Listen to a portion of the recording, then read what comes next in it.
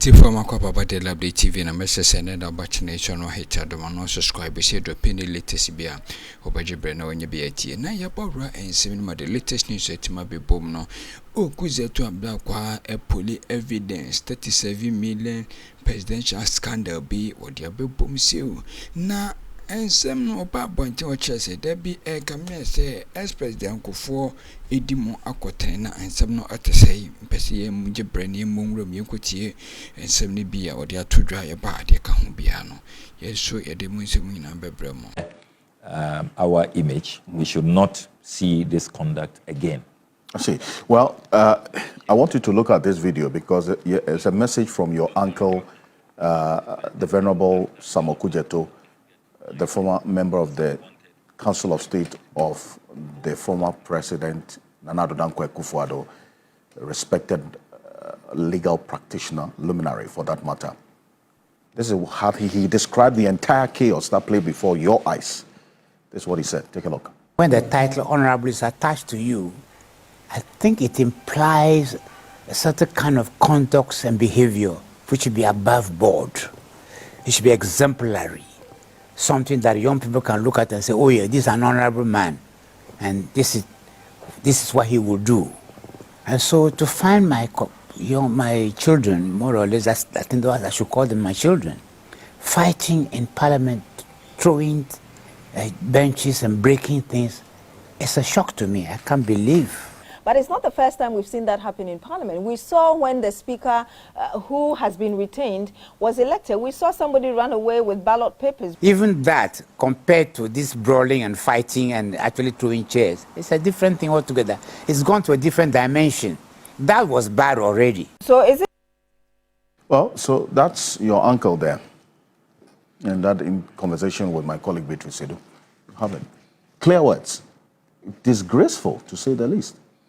And he's right that when the honorable title is attached to your name, the Ghanaian people expect a certain conduct. And so, I mean, this is a matter that we have to bow our heads in shame as an institution, even though it's just a few people who have done that.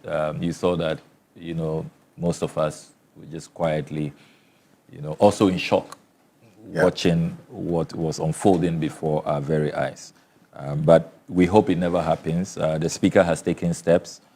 This committee here I'm sure that it will lead to far-reaching recommendations. The plenary will have its say.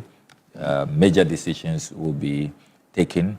And moving forward, I'm sure that we will put in place measures to prevent this. But I do hope that sanctions will apply so that it will serve as a deterrent. But certainly disgraceful conduct, and it has lowered the image of Parliament. And I hope that we don't see that again. Afenyo-Markin, the minority leader and ranking on this committee, the appointments committee, says that before your vetting, you had some sort of agreement with him.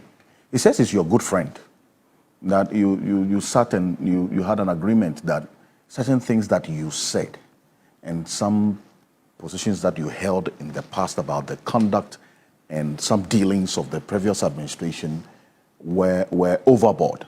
And so you were going to apologize before the committee, but you didn't do that. Maybe that's what led to all what happened at your vetting.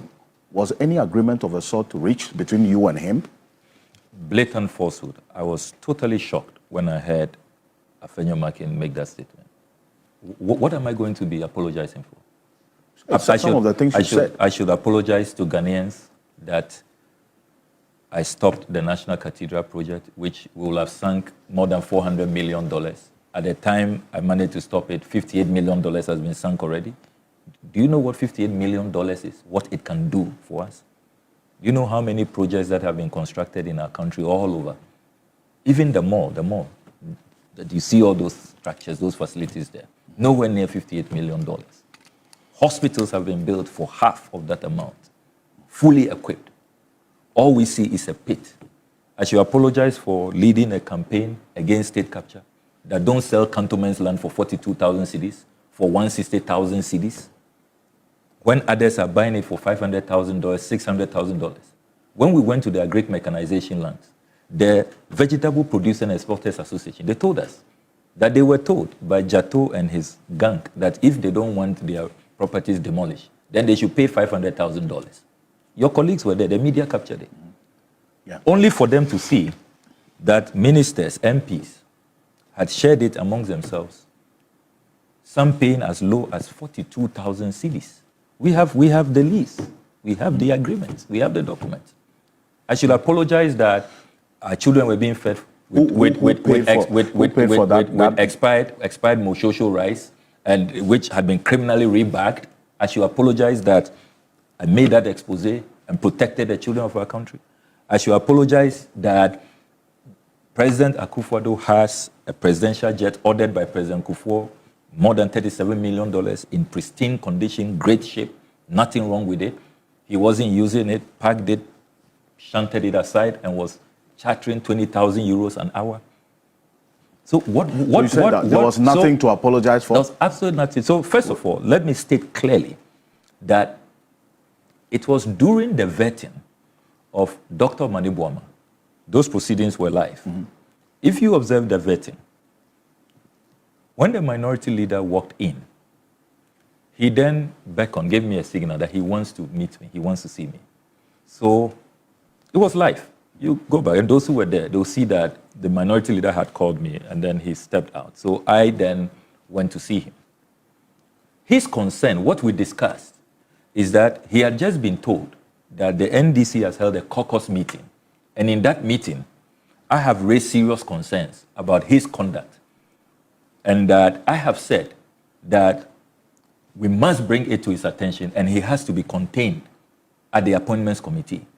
And he did not take kindly to that. He said that, why do I think that he is misconducting himself? And that he has been told what I said at the NDC caucus meeting. So that's what. So he called me. I didn't go and see him. That is a fact. The Honorable Afenyo-Markin called me during the vetting of Dr. Manibuama that he has heard everything I said about him at our caucus meeting. And that he wants to know why I'm saying that, because he knows I am a senior member of the appointments, former member of the appointments committee. How did they get information of an NDC caucus meeting? I mean, we have all kinds of friendship and all, but that's clearly a matter that that we shouldn't be proud of. So that's what the meeting was about, and I told him that yes, I take the view that he goes overboard. We've seen other minority leaders. So you said that? I told him that, the attempt to settle personal scores and personal attacks and all of that, we didn't see other minority leaders do. That was the discussion. And even said, oh, I was looking good. He always likes my suit.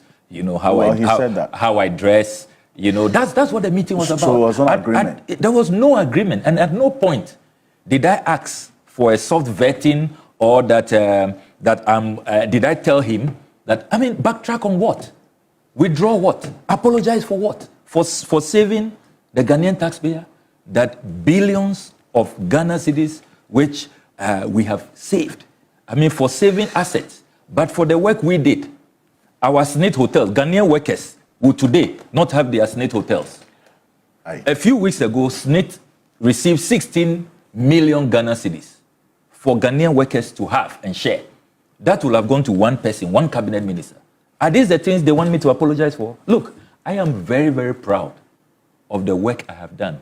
If they will not commend me, I know the vast majority of Ghanaians, I know my God, my Creator, is pleased with me and is happy with the work I've done. So let me state here, and I've been quiet.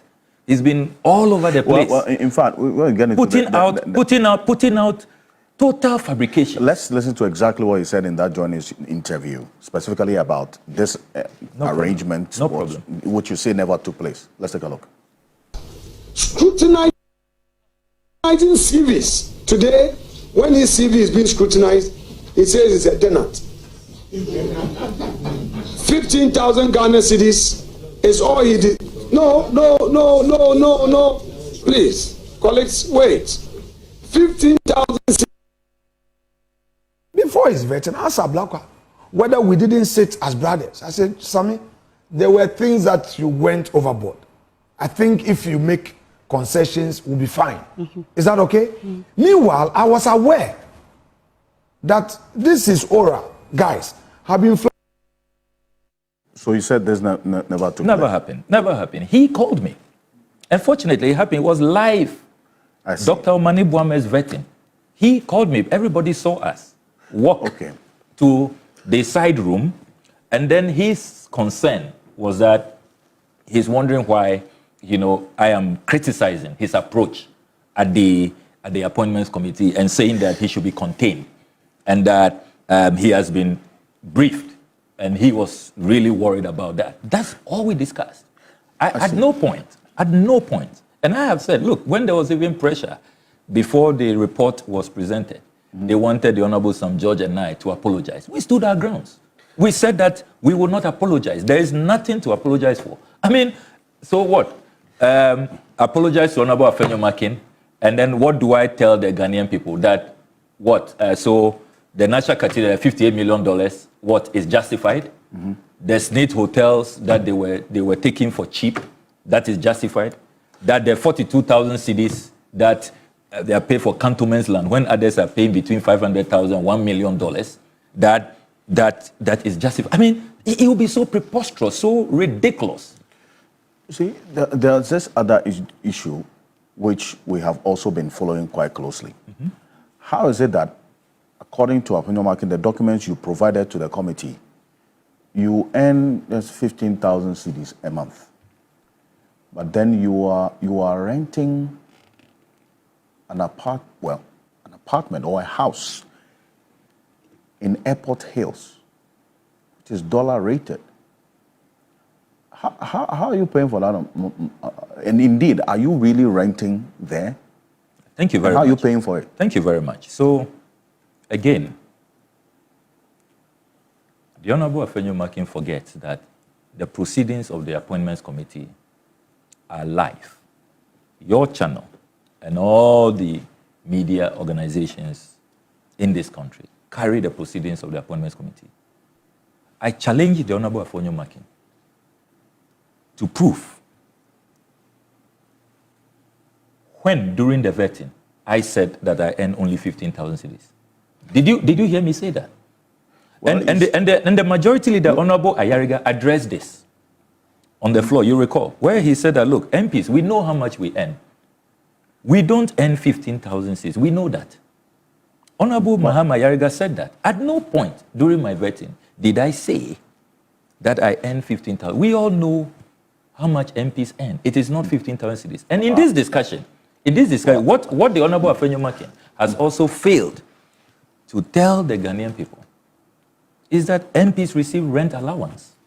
You the MPs? Yes, in addition, we are entitled to rent allowance. Because remember that in the past, MPs were housed. You remember we had the MPs flat, the Sakumono area. Okay. Then there was a decision that the MPs should rather receive, rent allowances. So in addition to base pay, we have, rent allowances and other allowances. So is that what you're using to pay for the Airport Hills, where you are living? Absolutely. You see, I have heard them engage in all kinds of illogical attacks. First of all, they claim that the Airport Hills property belongs to me. Yes. And then they put out fake flyers that they have discovered some documents they never published. When I intercept documents, I make them available for everybody to verify. I check with the sources, validate them. None of the documents I have put out in my oversight work has been described as fake. Or have I hidden the documents? I always make them available in the spirit of transparency and accountability. I challenge them today to produce the document they say they have, which shows that that Airport Hills land belongs to my sister. And then they say that So I bought it, put it in the name of my sister, so I'm not paying rent. That was the first flyer they put out, the first concoction. And that you are just misrepresenting. Saying exactly. you are paying rent. Exactly. That house belongs to you. Yes, that's what. That Airport Hills house doesn't belong to you. It does not belong to me. It does not belong. And you see, I'm surprised at the level of sloppiness. Look, if I was on the minority side, and we say we have targeted this gentleman, my only crime in this is that I'm doing oral work. President Mahama says I should chair oral. And because of the work I did in saving this country billions and billions of cedis and dollars, protecting our state assets, that's my crime. So they made me a target. I should not. It must be so much Likee TV.